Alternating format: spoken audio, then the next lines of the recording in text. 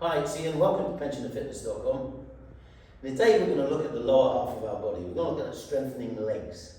Now our legs are really important for us, as you know, and as we get older, more and more of us are using sticks. We don't have good mobility as we start to get into the upper ages. So it's good to work on your legs and have strong legs so that you can keep your mobility and your independence and go all the way through to the end of life. So today we're going to start off with the first exercise, which is really a good exercise for you, and it works on the hips. And this exercise, as we work on the hips, there's muscles here at the side of the hip and on the side of the glute here, which are really important for walking, standing up, sitting down, etc. And so we're going to work on that. And what you need for this is a step. Now, if you've got stairs in your house, you can use the bottom stair. If you haven't got that, you need a box or something you can stand on. Now, I've got an old car battery here, which is very strong and can take my weight no problem.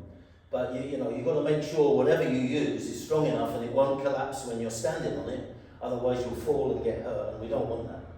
And so, once you've got something here, if you're on the side of the stairs, you stand with one foot on it, and the other leg is hanging loose, and the foot is not on the stair at all. And of course the stairs would be running this way if you're on the stairs. And I'm using a chair for stability, and you can do the same thing if you're doing a box in the house.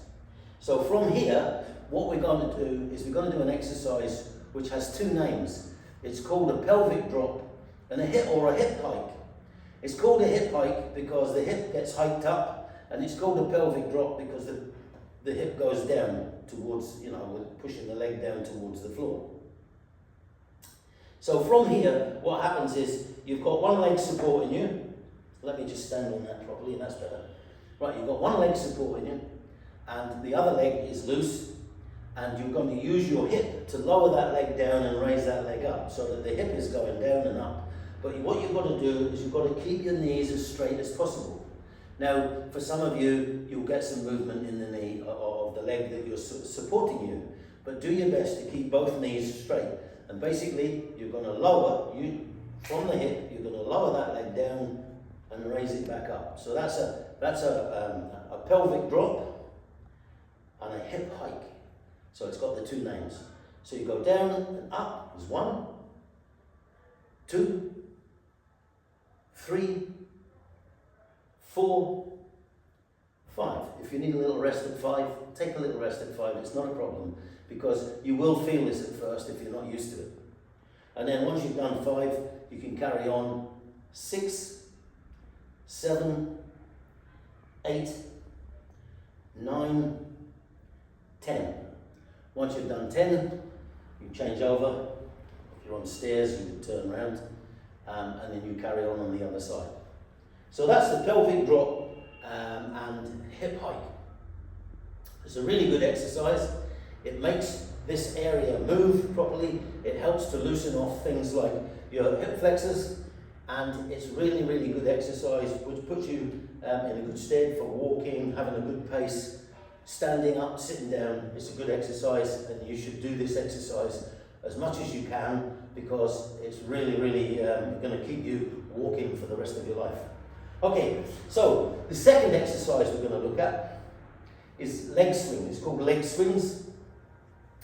You can do this in your house using a wall for support, and basically your leg is going to swing. I'm going to do it here because I've got something here to demonstrate it. Let's let me put this battery out of the way.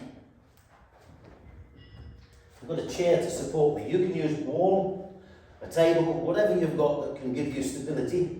And you're going to stand on one leg, and once you're on that one leg, the other leg is going to swing forward and backwards. Don't try to hit the ceiling or try to hit the ceiling at the back.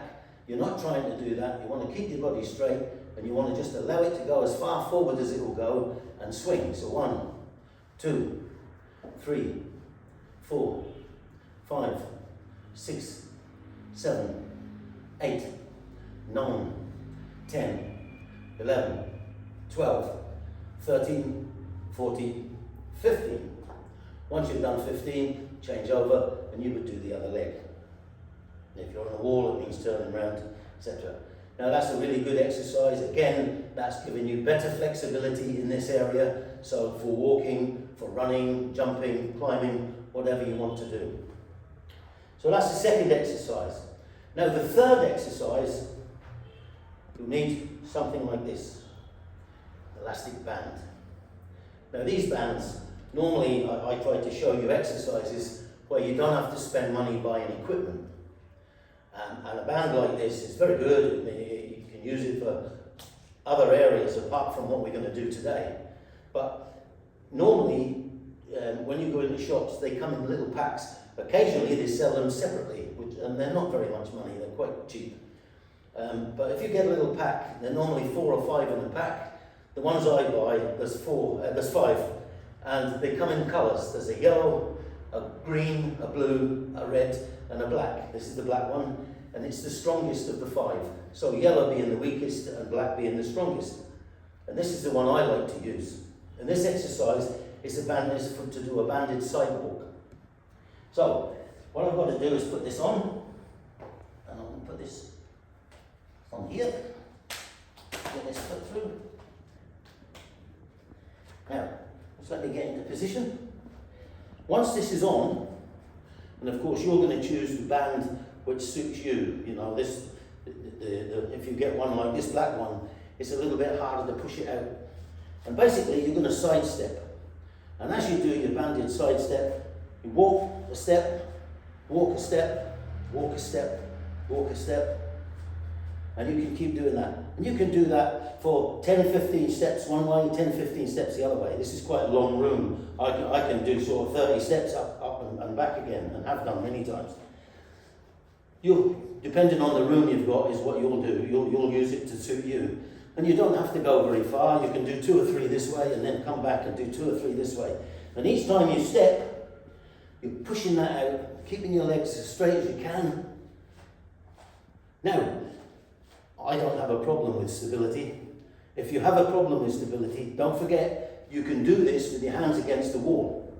And you can support yourself with your hands against the wall as you walk, keeping your stability so you don't fall over. Because obviously, like this, it would be easy for you to fall over if you're not careful. So you've got to be careful. You could even do this with a chair and walk backwards and forwards this way so that you can use it in a chair for stability if you want. So, that's that. Now, if you can't find these, you can't get one of these, you can get longer ones which are like from the ground to here, so they're much, much bigger, and they're usually an awful lot thinner. Now if you get that type, you can step into it and hold the 2 sides. So you stepped into it and you're holding the 2 sides, and then obviously, you know, as you walk, you're going to push it out at the bottom and you're holding it. And the thing about those is you don't need 2 or 3 different strengths. By raising your arms up or lowering your arms down, you'll make it easier or harder to push it out each time that you step. And so if you've got that type, then that's great. You can use it that way. So that's the banded side step, and it's a very, very good exercise. And if you start going up and down 15, 20 steps either way, you will feel that in your legs, like, you know, and you want to have a little sit down afterwards, like, you know, because it does get to you after a while. And I've done it quite a lot, and even me, when I do it, you know, I feel it. So, the last exercise is an old favourite, but it's one of the most important exercises any older person can do for leg strength and stability, and it's the squat. And it's the one most people look at it and go, oh, I don't really want to have to do that a lot. But it's really important because it stands you in good stead. You can, you know, sit down, stand up from chairs, and you know these easy chairs, sometimes when you sit, you know, your knees are higher than here, and it's difficult to get back up again. Exercise like this will get you in good, stand you in good stead for getting in, up and down off chairs, and also, you know, everything else you need to do with your legs.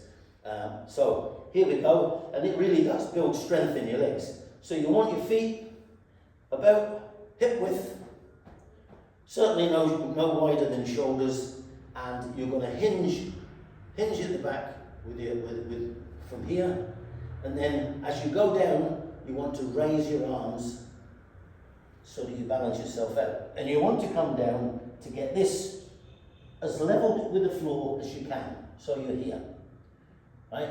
Now this is a good position. And obviously you're going to come up. Now, if you can't get to here, if you can only get to here, that's okay. Just do that. Because gradually over time, you'll gradually get lower and lower and lower, and you'll be able to do that. But don't try to go down any further than there. If you start going down further, you'll find it hard to get back up until you get used to it. So don't do that. And then you may even fall over. So don't do that. Just get down to the position to where you're the most comfortable and do that. And then 1, 2, 3, 4, 5, 6, 7, 8, 9, 10. Do 10, do 5 and have a rest, do another 5, but importantly, do them all.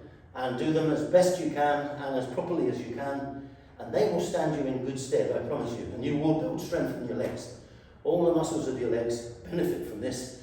And also, the added bonus is, because you're doing this, it helps your ankles. Because a lot of us don't have a lot of movement in the ankles because of time and not doing the sort of exercises that use the ankle a lot. One of the things you can do if you have a problem is put a little something under each heel so the heel is up slightly, and then do it from there with that. And that will help you. And then obviously the best way is with your heels flat on the ground. So once you've done that a while, you can take the weights out, take the blocks out from under your heels and do that. And it doesn't take, it only needs something as high as a small matchbox, for instance. Something about that size, but strong enough to support you, of course, and that will hold you in good stead. So, that's the 4 exercises for leg strengthening. You want to do them now Monday, Wednesday, Friday for 2 weeks. And enjoy. I hope you'll enjoy them, and I'll see you back at pensionandfitness.com. Thank you very much.